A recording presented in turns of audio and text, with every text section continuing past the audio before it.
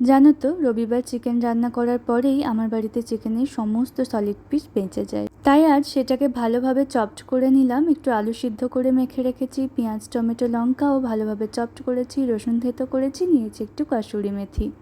এই চিকেনের সলিড পিসগুলো নিয়ে যে আমি কি করব, রোজ মাথা ঘামিয়ে কিছু না কিছু একটা বের করতে হয়। আজকে ভাবলাম একটু চিকেন পরোটা বানাই। তার জন্য সর্ষের তেলে থেতো করা রসুন দিয়ে, চপড করে রাখা পেঁয়াজ লঙ্কা টমেটো দিয়ে, পরিমাণ মতো নুন হলুদ দিয়ে একটু কষিয়ে চিকেনটাকে দিলাম একটু কাসুরি মেথি।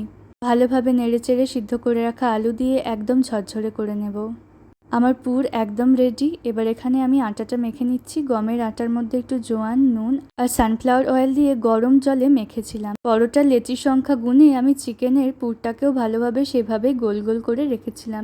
আটার লেচিতে সমস্ত পুর ভরে আমি গোল গোল করে এগুলোকে বেলে নেব, কিন্তু আটা দিয়ে তেল দেওয়ার কোনো দরকার নেই।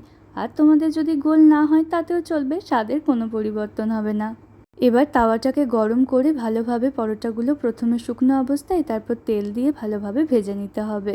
ব্যাস, তাহলেই চিকেন পরোটা রেডি হয়ে যাবে। বেঁচে যাওয়া চিকেন দিয়ে আমাকে মাথা ঘামিয়ে এ ধরনের রেসিপি বানাতেই হয়, কারণ ফেলে দিতে তো ইচ্ছা করে না। এটা খাওয়ার জন্য না আজ একটা চাটনি বানাচ্ছি। সাদা তেলের মধ্যে জিরে, শুকনো লঙ্কা, কাঁচা লঙ্কা, কাজু, রসুন, টমেটো সমস্ত কিছু ভেজে সস দিয়ে ব্লেন্ড করে নিলাম। চাটনিটাও অসাধারণ হয়েছিল। তোমরা একদিন বানিও, এটা খেতে না খুব ভালো হয়।